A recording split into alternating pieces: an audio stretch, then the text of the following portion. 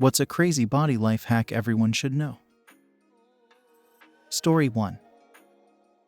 If you have lower back pain or sciatica, try gluteus medius burnouts. Use a chair or table to steady yourself and raise one leg straight out to the side as high as you can. And hold that until it feels like your hip is on fire and trying to cramp. Repeat on the other side. It sounds crazy, but it can eliminate lower back pain instantly. Physical therapist here. My experience treating low back pain is that most people with back pain are weak or bad at using their glutes, and that is a pretty strong driver of pain.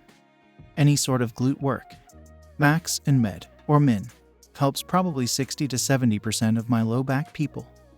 Hip internal rotation is also a nearly universal deficit in people I see. Lack of IR range and strength can be surprisingly limiting in both power output and endurance before pain comes on. Sue, can you recommend some exercises or point me in the direction of a good resource? I've had lower back pain for years, and my doctor had recently suggested working the muscles you've suggested. But I had to move and we never got too deep into it. Edit. Thank you for all of the replies. I already do much of what has been suggested, but we'll definitely look into all of the suggestions that are new to me. Story 2. If you think it would be at all challenging, a simple rule would be anyone over age 50.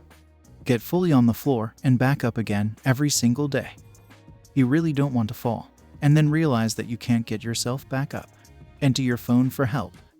Practicing so that it isn't terribly difficult ensures that you will still be able to do it even if you have a mild injury from the fall.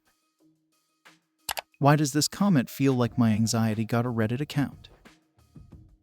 I tell people this all of the time. If you ever stop getting on the floor and getting back up, one day you'll be on the floor and unable to get up. Easy solution. Do 10 burpees every day. Story 3. Vagus nerve trick for calming yourself down. If you're feeling super anxious or stressed, try splashing your face with cold water or holding an ice pack on your forehead and under your eyes for a few seconds. It activates your vagus nerve, which helps slow your heart rate and calm you down almost instantly. Thank me later. Also, the Valsalva maneuver. You close your mouth and pinch your nose, then try to exhale. It doesn't just make your ears pop. It also dramatically lowers your blood pressure and heart rate. I use it when I'm having episodes of tachycardia, and my heart rate will drop from 110 to 120 to 60 to 70 in about 30 seconds. When I was in school, I discovered I could do that and make air come out of my eyes. I can also snort water and do that, and make the water come out of my eyes. Didn't know that it was good for me. I found out I was having air escape through my left eye a few years ago. When I was laying down and trying to sleep, I noticed my eye was noticeably colder than my right eye. And when I focused on the area with my brain, if that makes sense, I found that every time I exhaled, that's when it felt the coldest. I try to sleep with my mouth closed, and I guess my nose didn't have good enough flow. So, out the eye it went. So there's that. Story 4. If you have a stuffy nose due to a cold or allergy, try doing push-ups, jumping jacks, or any form of intense sudden activity. It's near instant relief. I always get the exact mechanism wrong. But since stuffy noses happen due to swelling in the tissue of the nose, sudden activity promotes blood flow and drainage of mucus. It's temporary, of course, but worth a try. I used to use hot sauce. A tiny sip from the bottle opens my sinuses up completely, and they drain in a few seconds. Not the most pleasant experience, but I couldn't sleep with a blocked nose. Another hack for nasal congestion. Take a deep breath and exhale until there's nothing left in your lungs. And hold, till you can't anymore. Instant relief once you breathe again, as your nasal passages dilate trying to get as much air in as possible. Story 5. Stretching. Every morning when waking up.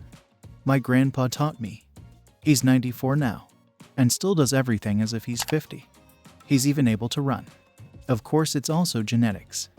But a life filled with stretches every morning definitely doesn't make your body worse, even if it's just for a couple of minutes every morning.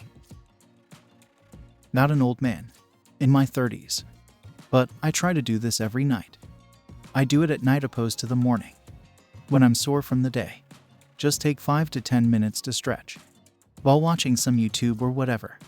It helps me feel better and loose. I'm hoping it'll help prevent future mishaps when I'm older. 10 on 10 would recommend. Feels good and makes it easier to relax for bed. Story 6. So, I just recently read that if you can't sleep, just start thinking up a dream in your head, and out you go. Some nights I have trouble sleeping, so I decided to give this a shot, thinking it was complete bullshit.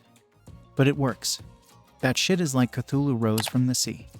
So, I grabbed my lingerie-clad wife and kissed her deeply. I'll be back in no time, babe. I grab my helmet and head toward my modified F-22.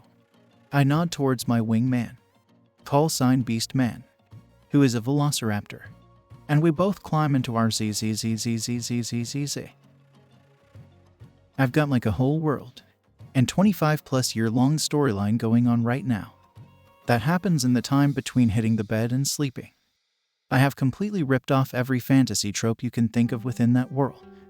10 on 10 would recommend. Story 7.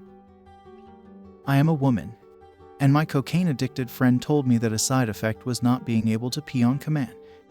She said just tickle the top of your butt crack, and the flow will start. It totally works. Stage fright in a public restroom.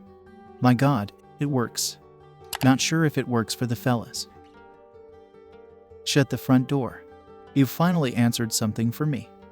Months ago I was doing hospital rounds and asked if a patient was urinating all right. He said he wasn't and he'd tried everything, even the tickle maneuver. I figured I didn't have time to clarify what that might be and didn't feel inclined in case it was some creepy old guy thing. Thanks for clarifying. Story 8. When you brush your teeth, close your eyes and stand on one foot. Alternate feet. Your balance will improve a lot. I have a connective tissue disorder, which can make exercise difficult for many, and I recommend this all the time to others who are just starting to try and get into shape, but can't do the usual routines. Standing on one leg for as long as possible will work your body's entire support system from your neck to your toes. Like, I can't think of anything easier that will cause as much low-impact full-body physical exertion. And you can work it into so many parts of your day. It's great, and anyone will notice a big improvement in their balance and coordination doing this. Story 9. One effective body hack for managing stress is the 5-5-5 method. When you feel overwhelmed, take a moment to ground yourself by identifying 5 things you can see, 5 things you can feel, and 5 sounds you can hear. This quick exercise helps redirect your focus to the present moment, making it easier to calm your mind and reduce anxiety. It's simple and can be done anywhere. I see a whole bunch of unwashed dishes. I feel the never-ending burden of financial insecurity. I hear the baby crying. This isn't helping. Story 10. Scientists studying hiccups theorize that they are a leftover mechanism from when humans were fish and had gills. Simply remind yourself that you are not a fish, and they will go away. Regardless of whether the reason is true or not, your brain will stop them. Try it next time. Say, I am not a fish. I don't need to use this anymore, to yourself, and they will go away.